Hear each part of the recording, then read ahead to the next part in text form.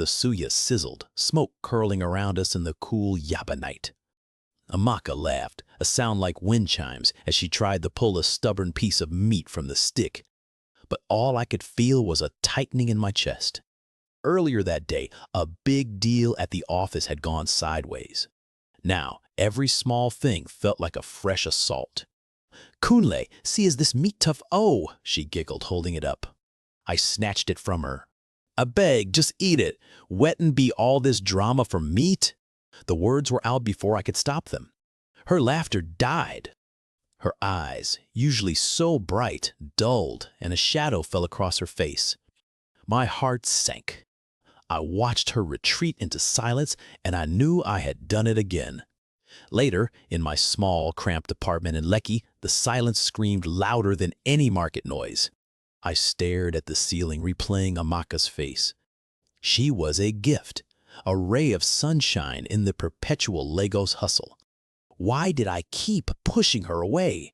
It was not the first time. Little things, harmless comments, would trigger an irrational storm inside me. I would blame the traffic, the generator noise, the endless demands of my tech startup. But deep down, I knew it was not them. It was me. I was becoming the man I swore I would never be. I met Tunde, my oldest friend, at a small bar in Surulere the next evening. The aroma of pepper soup filled the air. He noticed my gloom. "What day happened, my guy? You look like you just lost 50,000 naira. I tried to laugh it off, blaming work. He just nodded, stirring his Chapman.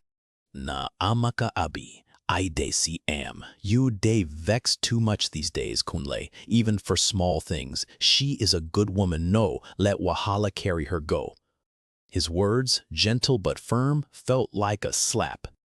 I tried to defend myself, but Tunde's quiet wisdom planted a seed of doubt, a tiny crack in my wall of excuses. The next day, I bought a bouquet of fresh roses, hoping to mend the invisible wound. Amaka opened the door to her flat in Surulere, her face carefully neutral. She took the flowers, thanked me politely, but her eyes held a guarded sadness, a distance I could not bridge. She did not yell, she did not cry. She just withdrew. Her silence was a heavier blow than any argument could have been. It felt like she was already halfway out the door, not physically, but emotionally.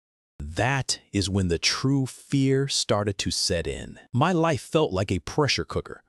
Every morning, the long commute on the Danfo from Lekki, then the endless gridlock, was a battle. At the office, my boss was a tyrant, demanding impossible targets. Calls from my family in the village were always about money, pressing me for support. I was working on a risky new tech project, trying to make enough to finally feel stable, to truly provide. The weight of expectations, the relentless grind of Lagos, it all piled up.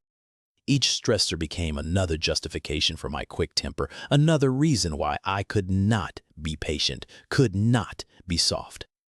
I was a man fighting for survival, and I saw my irritation as a necessary shield. Weeks passed.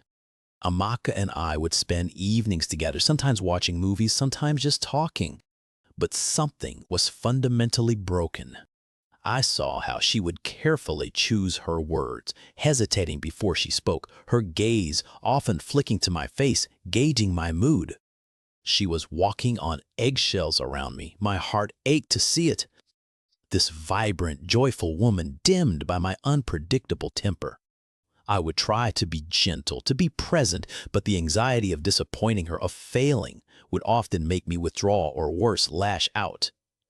The silence between us, once comfortable, became a chasm, filled with all the things she was not saying, all the hurt I was causing. Our anniversary arrived. I booked a table at a nice restaurant in Lekki Phase 1, determined to make things right. But Lagos had other plans.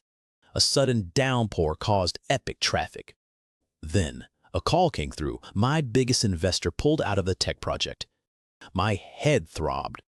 I arrived at the restaurant an hour late, soaked and furious. The waiter spilled water. I barked at him. Amaka tried to calm me. "Kunle, it is fine. Everyone makes mistakes." I cut her off. It is not fine, Amaka. Nothing is fine. The words were sharp, laced with all my frustration. She looked at me, a profound sadness in her eyes, tears finally welling.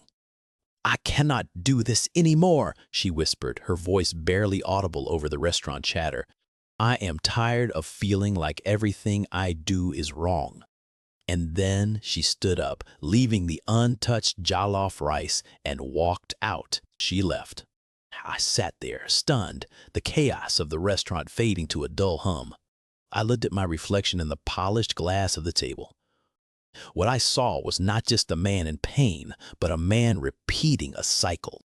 My father, God rest his soul, had a terrible temper.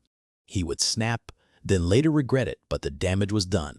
I swore I would be different, but here I was, mirroring his worst traits. It was not just the Legos hustle anymore. It was me. My inability to manage the pressure, my fear of failure, all manifesting as a destructive storm that ripped through the one good thing in my life. The pain of losing Amaka was a sharp, searing fire, finally burning away my denial. The days that followed were a blur of self-pity and shame. But then, a quiet resolve began to form. I called my Uncle Bio, a man of profound wisdom, and poured out my heart. He listened, then told me, "Son, the strongest men are not those who never fall, but those who stand up and mend what they broke." I started journaling, writing down every trigger, every angry thought. It was messy, painful work. I read books, watched videos. I was not just apologizing to Amaka, I was rebuilding myself. I sent her a long message, not asking for forgiveness, but promising to change for myself and for the possibility of a future where I was not defined by my anger.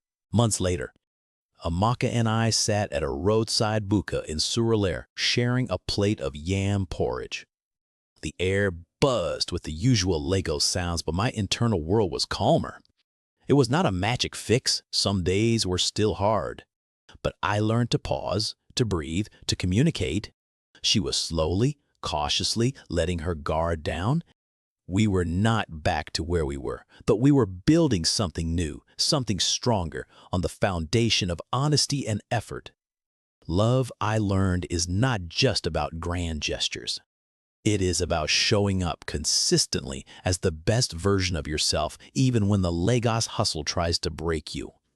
It is a journey, and we were finally walking it together.